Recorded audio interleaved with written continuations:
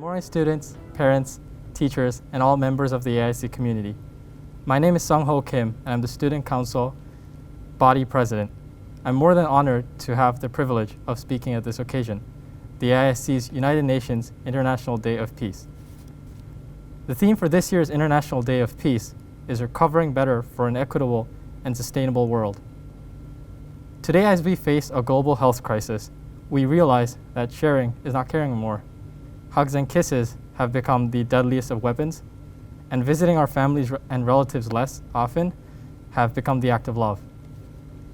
Walking through the front gate of AISC, I see tired students dragging their cumbersome bodies up the stairs, non-stop smiles and laughter echoing in the hallways, students sabotaging the cafeteria in groups of 2 and 3. Then all is quiet in the classrooms, tapping of pencils against the papers, clicking of fingers against the keyboard, and shushing of the teachers to the students. Though I had never thought that I missed these moments, all these minor details that have made up our school life seem like ancient history. To me, it's really engrossing that most often the things that we cherish, appreciate, and miss the most are the ones we most often overlook. These things have become so interlaced with our daily lives and ingrained in the status quo to the point where they have become indistinguishable from our everyday lives. This, however, is impossible until we experience change. Change is racing across the world. Our goal must be to embrace this change, to direct it positively, and craft a future that's more equitable, just, equal, inclusive, sustainable, and healthy. There's a well-known saying, which Johnny Mitchell sang, "You don't know what you have until it's gone. Truth is, we knew what we had. We just never thought we'd lose it." To enable us to recover this perspective, hoist us, and show us what we had failed to notice and acknowledge, it sometimes takes the harshest of reminders, the harshest of situations such as those we face now. It has struck me that there is utter importance for us to possess confidence and hope in our futures, instead of being paralyzed with fear. Recover from what one might consider the darkest moments, for every cloud has their silver lining. We're currently very fortunate to be able to sustain our learning through a virtual situation despite our current circumstances.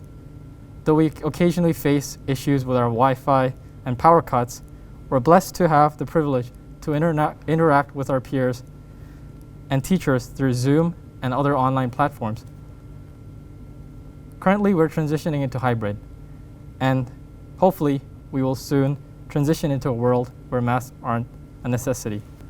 Currently, we're at a stage globally where we must be reminded that we're not our own foes.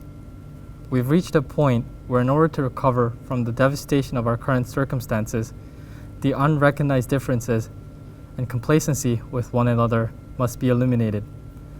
Regardless of our cultures and backgrounds, we're reminded that the world is full of much more love than there is hate. We're in a year of massive challenges.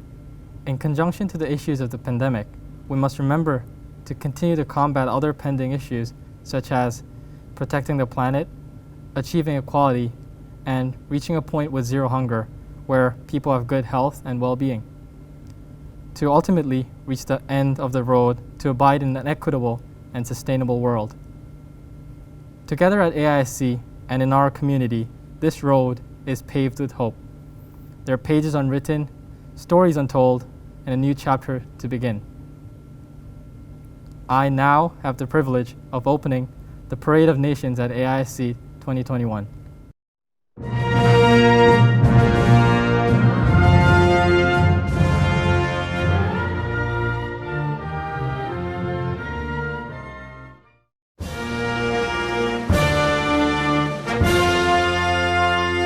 Argentina.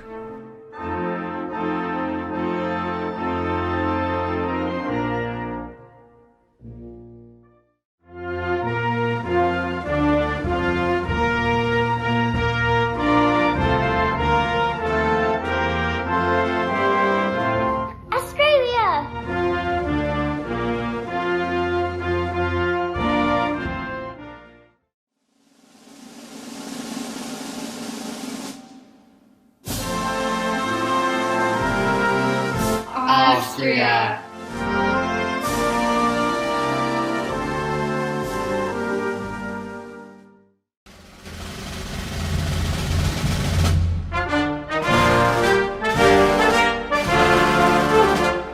Belgium.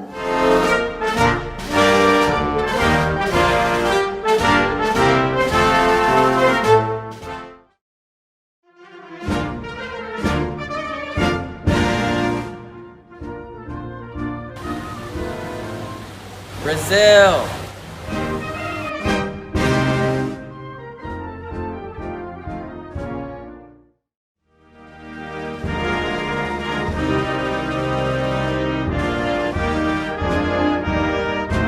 Welcome to Canada.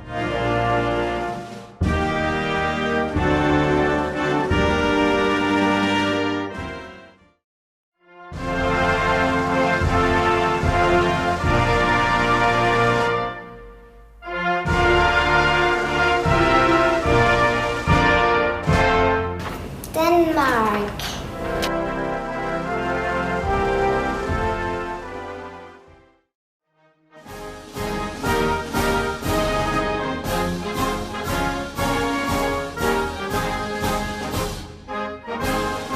France.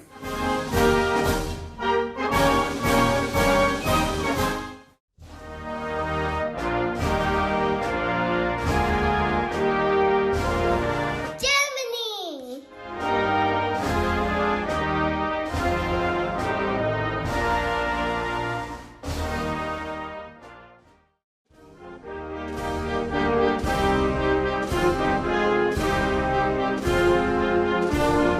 India.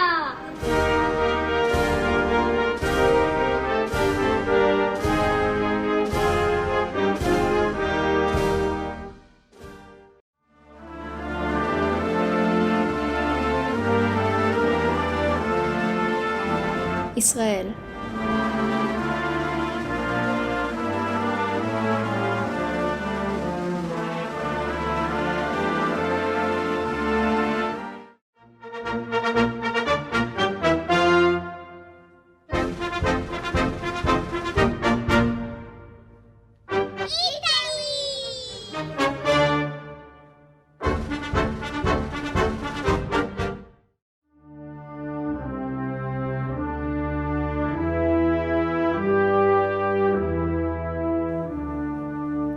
Japan.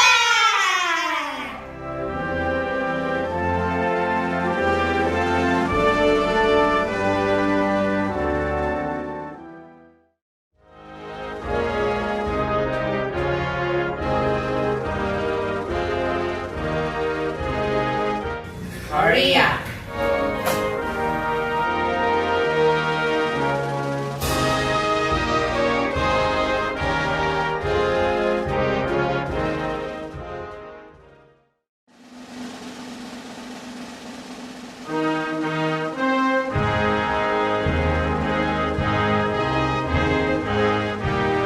Malaysia.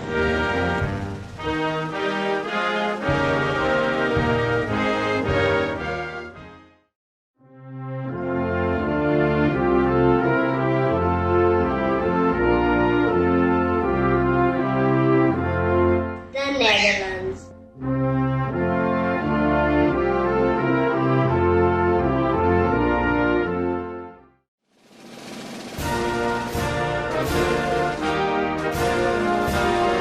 Pakistan.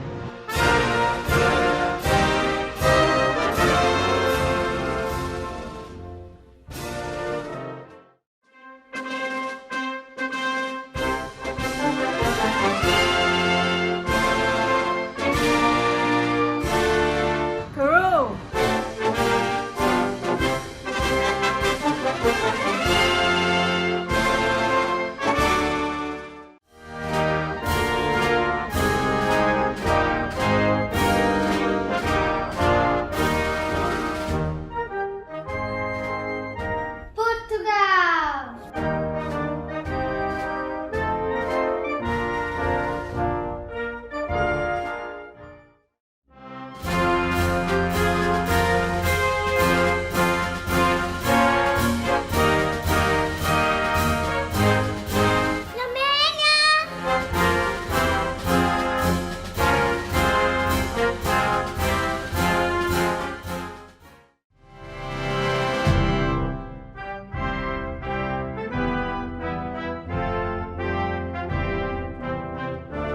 Russia.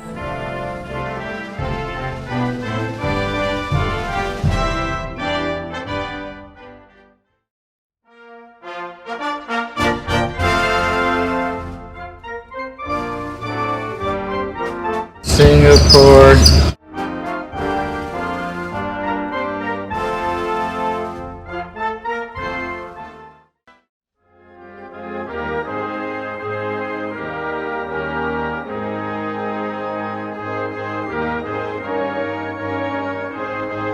South Africa.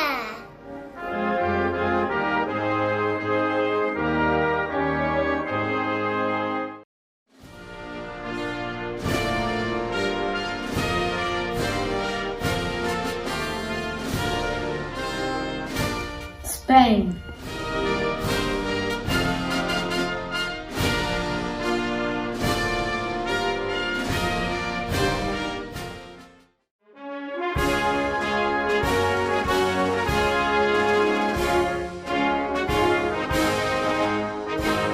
Thailand.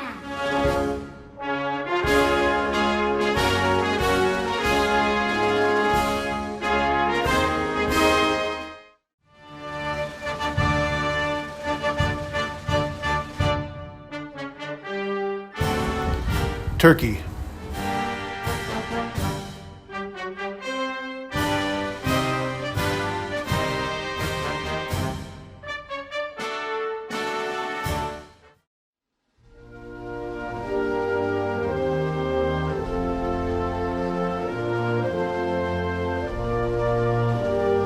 Welcome to the UK.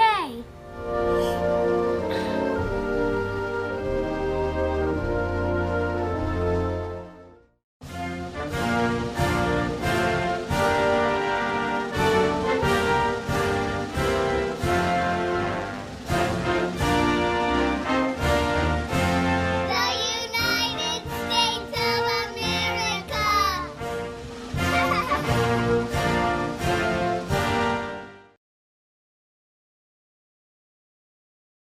Good morning, faculty, students, and parents. My name is Lekna Gogineni, and I'm the Secretary General of this year's Treatment 15.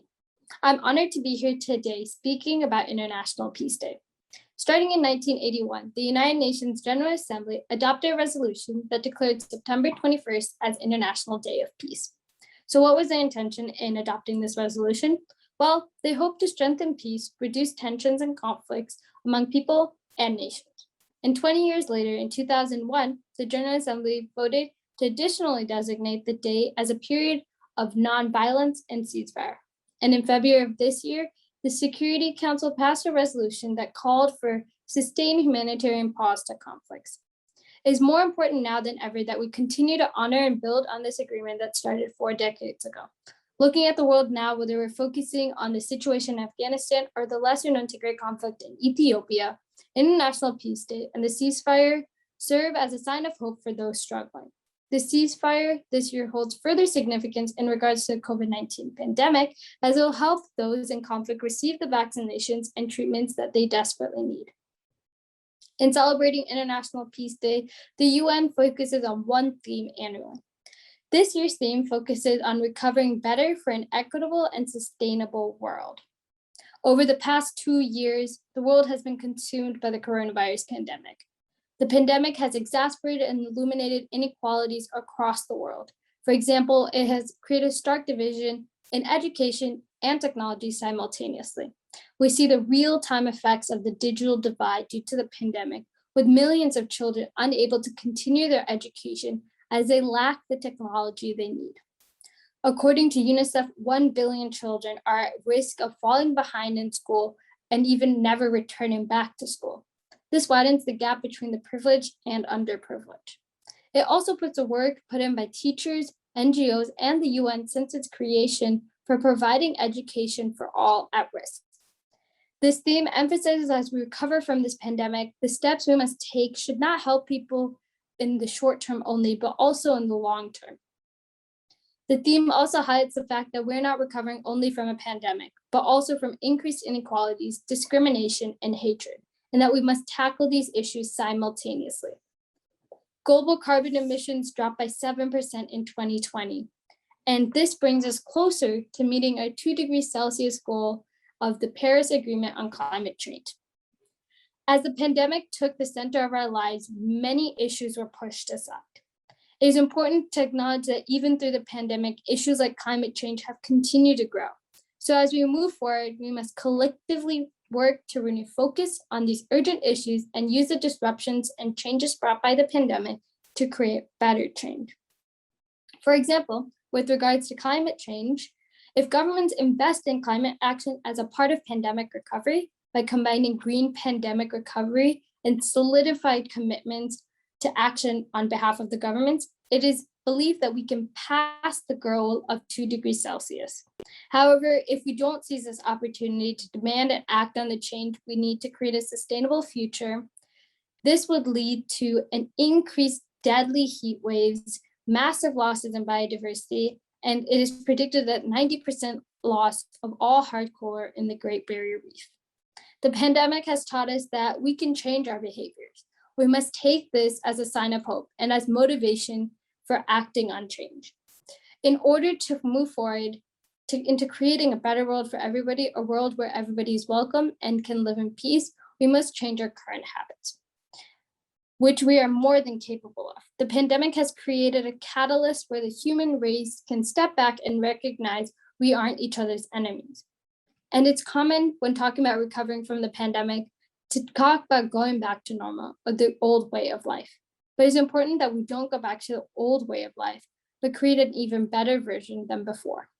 We must seize this opportunity of collectively recovering from pain to create a world where there is more happiness and peace. Ending with some words from Antonio Guterres, the Secretary General of the United Nations. Peace is the foundation of that recovery. We cannot build a sustainable, resilient, peaceful world while we are at war with nature. Recovery efforts offer an opportunity to transform our relationship with our planet and environment. People everywhere can be a part of this transformation for peace by standing up against hatred, discrimination, and by caring for the planet and showing global solidarity. Thank you. 1 year, 5 months, and 24 days. This is the exact number of days it's been since India announced a nationwide lockdown due to the coronavirus pandemic. My name is Keshav Menon. I am an MSMUN delegate in 8th grade, and I would like to welcome you all, students, parents, and faculty members, to the 76th UN Day of Peace. A lot has happened in the world since the lockdown first began. There have been over 213 million cases of coronavirus worldwide, and almost 4.5 million deaths. India alone has registered over 32 million coronavirus cases and over 430,000 deaths. While over 2.5 billion people have been administered the vaccine worldwide, unfortunately, that's only 30% of the world's population. The UN has said that over 100 countries have not received even a single dose of any of the vaccines. At the same time, in countries such as the US, where there is an abundance of vaccines available, there's a controversy about getting vaccinated, which is unfortunately allowing a variant of the coronavirus, the Delta variant, to become more virulent. But coronavirus is not the only global challenge we're facing at this time. Several countries are in the throes of ethnic strife. Be it in Yemen, where the Houthi rebels have been fighting an insurgency against the civilian government, or in Syria, where there's a prevailing civil war. Whether it be the very long, yet unresolved Israeli-Palestinian conflict, or the unraveling of events over the past month in Afghanistan, where the Taliban have seized control over the major cities and provinces once again after a lapse of 2 decades. The depth of human suffering is unconscionable and barbarous. Who can forget the sights and sounds of Afghans desperately seeking any and all means to flee the country?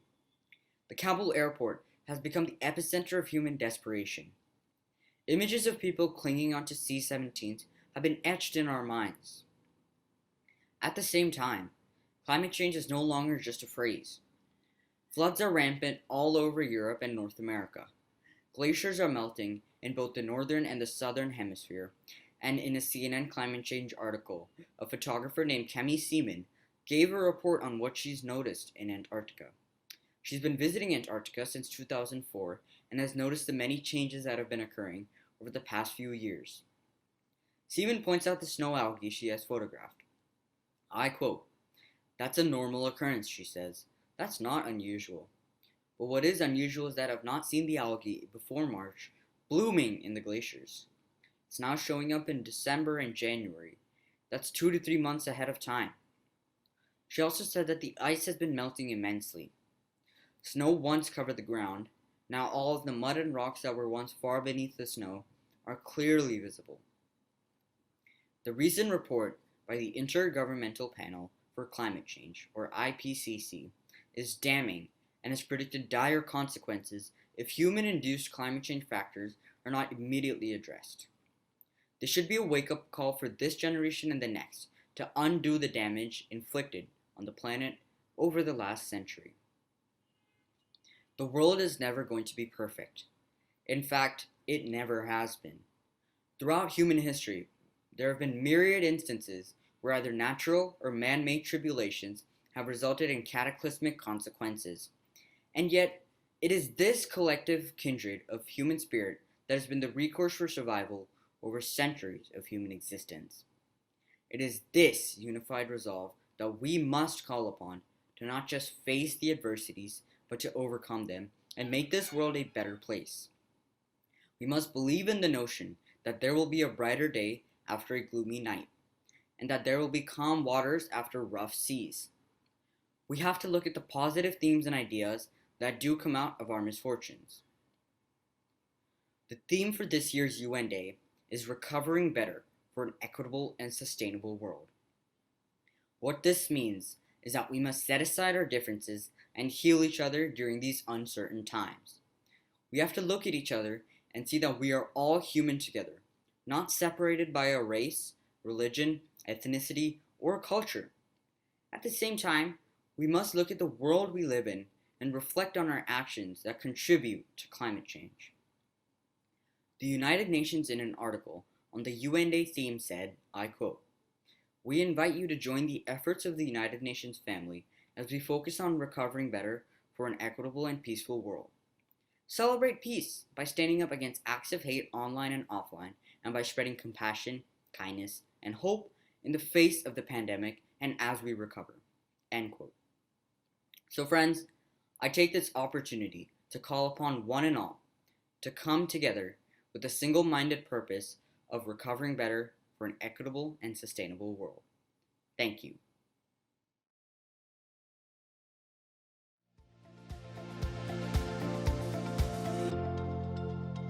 These are some things that I am doing to make the community better in the future.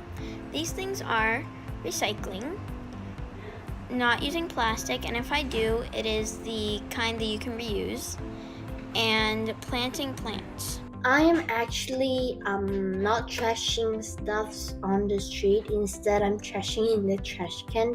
By not being on screen too much, because when you charge your laptop and be on screen, when you're on screen, you waste energy.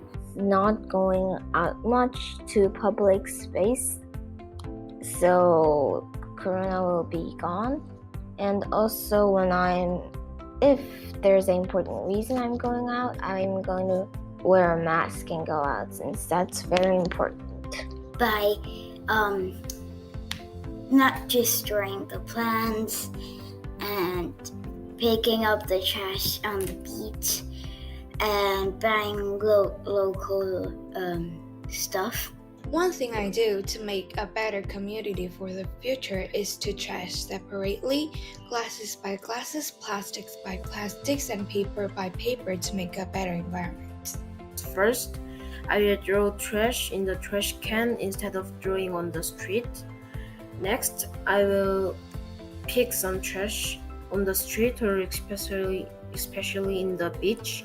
Last, I will recycle some water bottles for the environment. By not saying bad words and being friends with new children and helping them make more friends. I also help by picking up plastic since it's harmful for the environment. I wear a mask when I go out, and I sanitize my hands when I go back to home, and I wash my hands whenever I eat. I don't say bad words, and I always been kind and friendly. Yeah, 2 days ago on Saturday, my brother had a foot surgery, so now I've been helping him to feel better and helping also my dad from stressing out about it. So I've been doing that to make my community better. By using less plastic and using reusable cups instead of plastic that you use one time and you put in the trash. To maybe recycle things and not throw trash in the street. I can recycle, and also I can get a campaign like let's don't garbage trash like this. By using less air conditioner. By sanitizing my hands and also wearing a mask, and also reminding my parents to wear masks. We can save plants and trees to make oxygen and food, also animals. I am helping for making the community better in the future. By when I go to the beach, I always collect some trash that comes out from the shore, and I also try to pick up trash when I see one. The thing that I hope for the community in the future is I don't throw trash to the ground, and I don't just cut trees. I plant trees and flowers. I think we should do kind of some volunteer, make air systems to save art and help others.